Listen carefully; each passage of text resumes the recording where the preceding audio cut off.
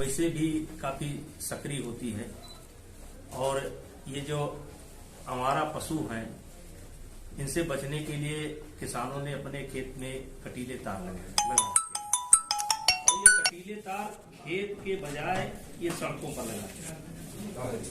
तो मेरा ये कहना है कि भाई आप लगाओ तार, अपने खेत की सुरक्षा करो, लेकिन आप चकमार्ग पर मत लगाओ। लोगों ने खुलेआम चकमार्ग पर, गांव की सड़कों पर लगा रखा है। तो हमारे इलाके की तो हर गांव की समस्या है। वही मैंने प्रशासन से अनुरोध किया कि आप इन तारों को अविलंब हटवा दें सड़कों से और चकमार्गों से। अपने खेत के अंदर लगाना चाहे लगावे, लगाना ही पड़ेगा, लेकिन उसको कोई अधिकार नहीं है कि वो उसका जो पिलर गाड़ता है वो सड़क पर गाड़ता है। उसका पिलर चक्रोट पर गाड़ता है, जिसके कारण सड़कें भी खतरे सक्रिय हो गई है और आए दिन दुर्घटना होती रहती है और लोग अपनी दवा पानी करा लेते हैं और कुछ लोग मर भी जाते हैं। दिशा के बैठक में एक मुद्दा और उठा है कि सड़क पे ही यहाँ सरसों बोई गई है मुख्य मार्ग पे। ये सड़कों के अतिक्रमण की बात है। ये सड़कों पर अतिक्रमण, देखिए आज हर आदमी के पास मोटरसाइकिल है, हर आदमी के पास घर में किसान के ट्रैक्टर है, हर आदमी के पास कार है और सड़कों पर अवैध निर्माण हो रहा है। तो इसमें सबसे बड़ी गलती जो सदन में निकल करके आई कि किसी भी रोड पर कोई मापदंड नहीं लिखा हुआ है कि लोग जो नया निर्माण करावें वो कितनी दूरी पर करावें। अपने अनुमान से लोग कराते हैं और एक ने करा लिया तो दूसरा भी कराते हैं। हम लोग बार बार इसकी शिकायत करते हैं और ये लोग अवॉइड करते हैं। तो आज मैंने एक उदाहरण दिया, मैंने देखा था सड़क पर सरसों बोई हुई है तो मैंने बोल दिया भाई अभी तक तो निर्माण होता था, अब तो सरसों भी बोई जाती है। सांसद जी, कहीं करिक्खा फूटने की बात आई थी, आपने नाराजगी व्यक्त की है, कहाँ करिक्खा फूटा गया था, क्या? ये पिछले लोकसभा के चुनाव में और कुछ इस विधानसभा के चुनाव में सड़कों पर जो बोर्ड लगे हुए हैं विभागों के, तो उस पर प्रधानमंत्री जी का चित्र लगा है, मुख्यमंत्री जी का चित्र लगा है और ये लोग उस पर कालिक पोत दिए। कायदे से इनको कालिक नहीं पोतना चाहिए, पेपर से ढक देना चाहिए, कपड़े से ढक देना चाहिए और बार बार शिकायत के बाद वो कालिक हट नहीं रहा है। कई जगह पर अभी भी आज की तारीख में कितने वर्ष हो गए चुनाव के, आज भी प्रधानमंत्री के चित्र पर, मुख्यमंत्री के चित्र पर कालिक पोता हुआ है। जिस तरह राज्यसभा का चुनाव हुआ, क्या देखते हैं इसमें? क्या की आवाज, कल अंतरात्मा की आवाज जबरदस्त जगी उत्तर प्रदेश में। देखिए, दलों में भी लोकतंत्र खत्म हो गया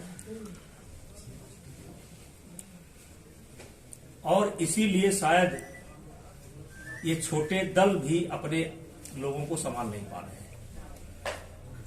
इसमें किसी की गलती नहीं है।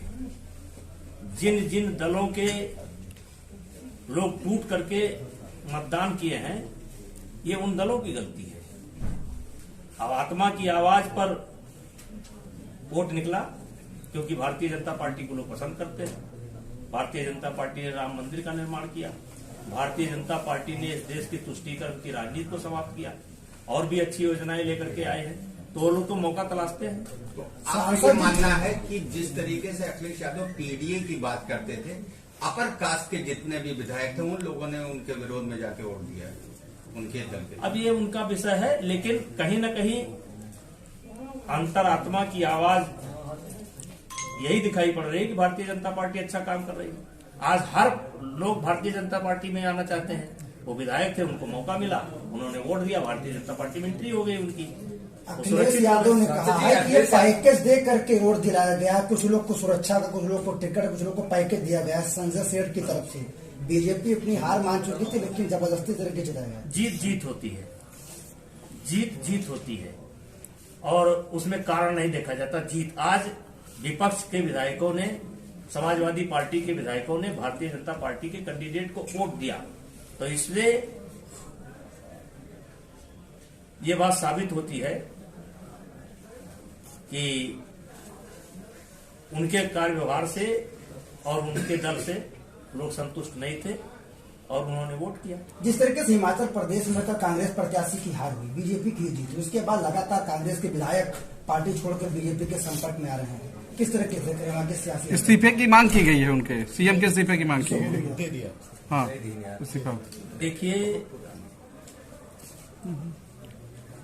आज पूरे देश में और विशेष करके हिंदी भाषी क्षेत्र में सब बीजेपी से जुड़ना चाहते हैं, मोदी जी से जुड़ना चाहते हैं। वो अपने भविष्य को लेकर के सब मोदी जी से जुड़ना चाहते हैं और मोदी जी के कामकाज से संतुष्ट हैं। और अब जैसे राहुल जी हैं, आज भी उनसे मुलाकात संभव नहीं है।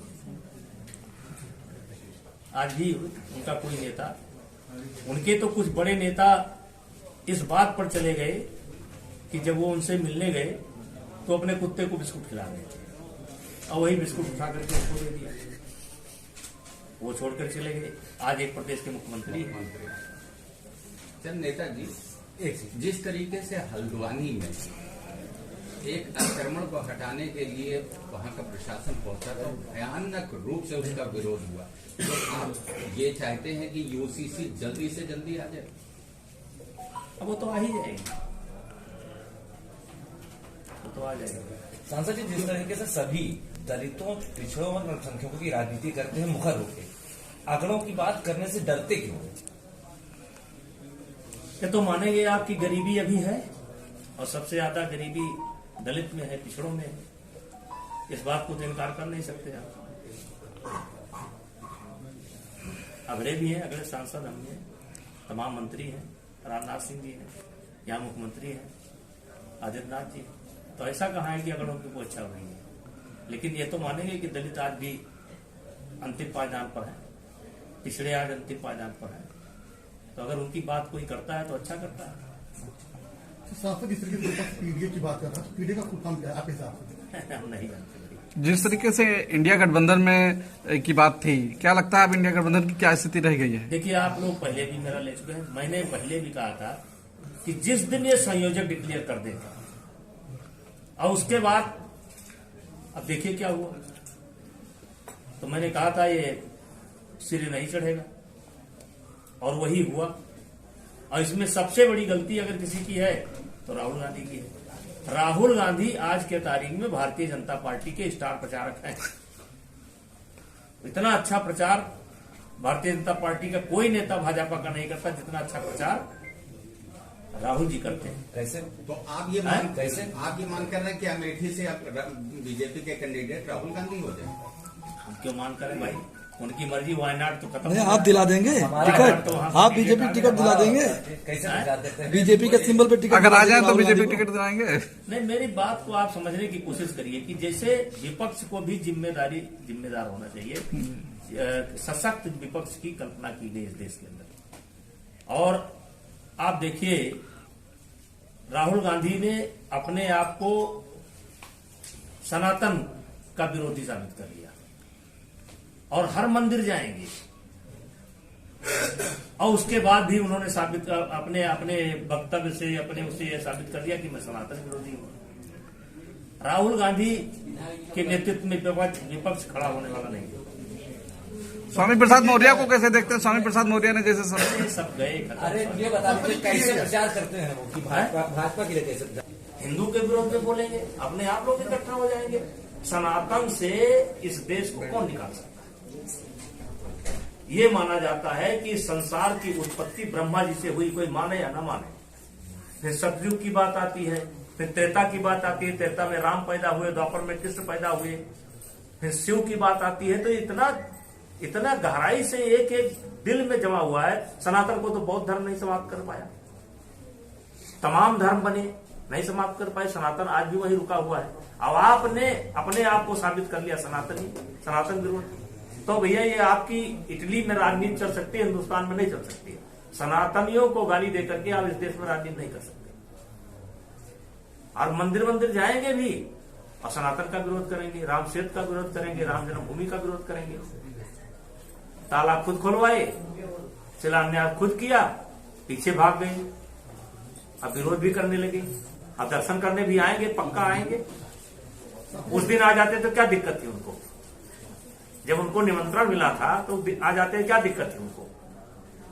तो आखिर किस तरीके की राजनीति करें राहुल गांधी, कुछ बताएंगे आप? वो अपसेट। आप जिस तरीके से जितने भी विपक्ष के बड़े नेता हैं वो अपनी पार्टी में जा रहे हैं, तो क्या लगता है, डर है कि कोई उनका भविष्य का सब भविष्य, सब भविष्य और प्रधानमंत्री जी की जो कार्यशैली है, जो काम करने का तरीका है, आप देखिए कि किसी भी क्षेत्र में आप उठा करके देख लीजिए तो कोई ऐसा क्षेत्र बचा नहीं जिसमें सुधार न हुआ हो। तो सब चाहते हैं हम ऐसी पार्टी के साथ रहें जिसमें हम सुरक्षित रहें। देख रहे हैं जहाज डूब रही है, और जहाज डूब नहीं रही है, छोटी छोटी जहाज जो प्रांतों में टहले उनको भी डूब हो रही है। तो सबको मौका मिल रहा है, वो जा रहा है। अरविंद केजरीवाल कह रहे हैं कि लगातार बीजेपी ईडी का संबंध ला रही है क्योंकि उनको पता है कि हार निश्चित है लोकसभा चुनाव, भारतीय जनता पार्टी की डर रही है हमसे। किस तरह के देख रहे हैं उनके बयान? देखिए, अरविंद केजरीवाल अन्ना जी के आंदोलन से पैदा हुए, और उस समय उनकी भाषा क्या थी, इस समय इनकी भाषा क्या है। और जाइए ईडी संबंध दे रख के सामना करिए, अपनी बात को रखिए। अखिलेश यादव ने कहा कि जो ईडी है सीबीआई है खाने की पुलिस बन गई है। अब भाई गलत काम हो गया तो जांच तो होगा। पीडे को कौन कहा ताकि हम नहीं जानते, कुछ दिन सवाल नहीं। अच्छा